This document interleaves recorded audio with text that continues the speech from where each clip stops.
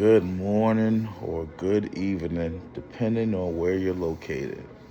I am in New Jersey. My name is Akeem Davis, and this is for instructional planning for special education. In this small group case study, as a special education teacher who was co teaching with a general education teacher, I feel that the two of us have to coexist. There have to be communication at all times. Without communication and being on the same page, everything will not work out. It will not work out. So it's very important to be on the same page at all times. Um, Planning of instructions for the students, it could be challenging at first when you first in the start of the year, you're not familiar with the students. You got to get to know them better, ask questions and things of that sort, and just try to make them feel comfortable. You don't want to ask too many questions that makes them feel uncomfortable. And also, in return, tell them about yourself as the educator or the teacher as well. All right.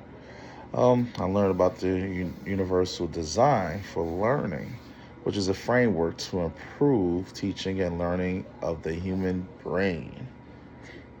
It is important that we use our brain. All right. Also, let's see. When it comes to diversity, when we meet in the diverse needs of the students that are in the class, I believe it's four or five of the students. Um, at first, I will split them up if they're having difficulties during a task. I'll definitely split them up. I will, for those who may know it, they can work one on one with work with their peer and assist them with understanding the challenge or the task or the assignment much better. So about specific strategies and accommodations that I will employ when executing. I selected trivia games. I love trivia games, by the way. Um, to provide my students with comfortability. They have to feel comfortable. If they don't feel comfortable, it's not going to go well as well. All right. In order for them to participate at a high volume, they have to feel comfortable. You don't want to keep on asking them or one individual a million questions back to back to back to back. So you want to spread the love, spread the joy, and make it fun. You know, collaborative team-based structures are including educators to work extremely hard and communicate the impact of their teaching. Also, using evidence of students' progress. Um, the progress could be data or data, however you call it, tomato, tomato, and improves outcomes for each student. Also, when collaborating, it is okay to disagree because if we all agreed on the same thing, this world will be boring. So it's okay to disagree. It is okay to disagree. Let's see. When we're working together, when I'm working with the students together, and during this trivia, they could be placed on a team. Maybe each team member could have a certain role. All right, so they can make them feel good about themselves. All right. I think each team member getting a special role, will ease off the stress or ease off the anxiety or the anxiousness as well. Things will go much smoothly or much smoother. Um, let's see. As an educator, I will definitely monitor the group. Make sure everything is going well, then I will definitely motivate them and give them encouragement and encouraging them to do the best they can, because that's all we can do. Nobody's perfect.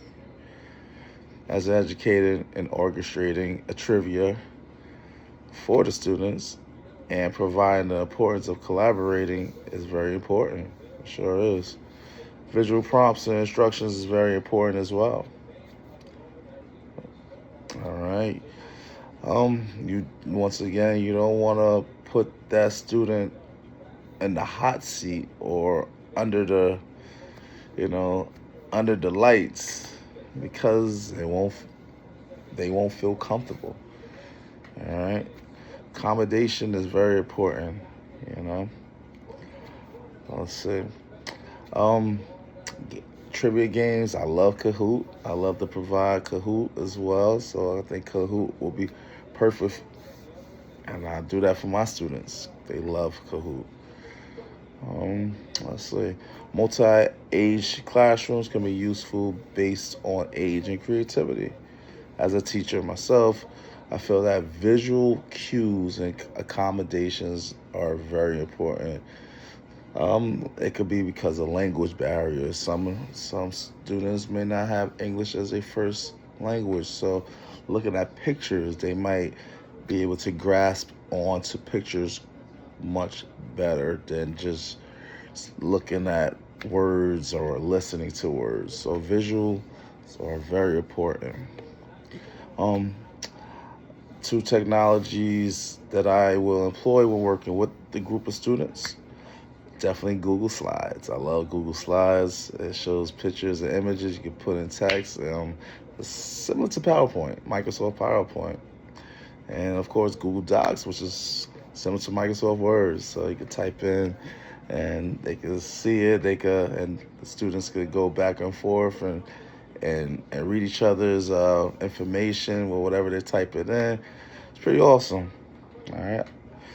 I'll definitely, like I said earlier, I will definitely bring in the visuals, the visual assistance, because some people understand better visually than auditory.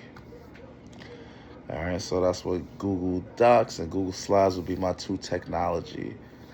We got, I can help Ryan Russell Siabon, I guess that's how you say that name, and Xchit. I will definitely show them Google Slides and Google Docs in order to them and assist them to be the best student that they possibly can be. This is Akeem Davis signing off. Good night and good morning.